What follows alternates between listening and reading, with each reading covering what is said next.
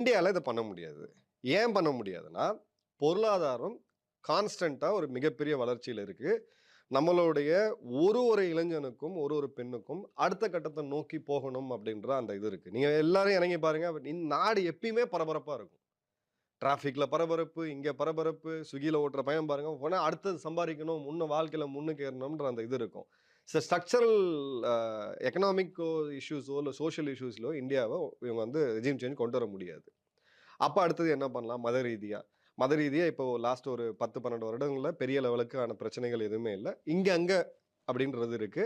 So எப்பயுமே நம்ம ஆட்கள் என்ன பண்ணுவாங்கன்னு பார்த்தீங்கன்னா, இங்க மணிப்பூர்ல நடக்கலையா? இது நடக்கலையா? அது நடக்கலையான்னுவாங்க. ஒருவேள பெஹல்காம்ல கூட இந்தியாவுல ஒரு பெரிய மத மத கலவரத்த கலவரத்த உண்டு ஏற்படுத்த பண்ணணும் முயற்சி தான் அது. அதான் இந்துக்கள குறி வச்சது, ஆண்கள குறி வச்சது, அவ்வளோ பெரிய ட்ரமாட்டிக்ஸு. நீ சுட்டுட்டு போயிட்டே இருக்கலாம். இல்லையா? ஒரு எடுத்து துப்பாக்கி எடுத்து 50 பேர சொன்னா சுட்டு போயிட்டே இருக்கலாம். அங்க டயலாக் பேசி, "நீ போய் மோடி கிட்ட சொல்லு." இது எல்லாமே ஒரு கோவத்த உண்டு பண்ணி பண்றதுக்கு ஆனா தான். இந்துக்களுடைய சகிப்புத்தன்மை நம்ம நாட்டுல ஒரு கலவரம் ஏற்படாம தடுத்து ஆமா. நிறுத்தியிருக்கு. இது வந்து ஒரு ஒரு வகையில பார்த்தீங்கன்னா, நம்ம சோசியல் பாராமீட்டர்ல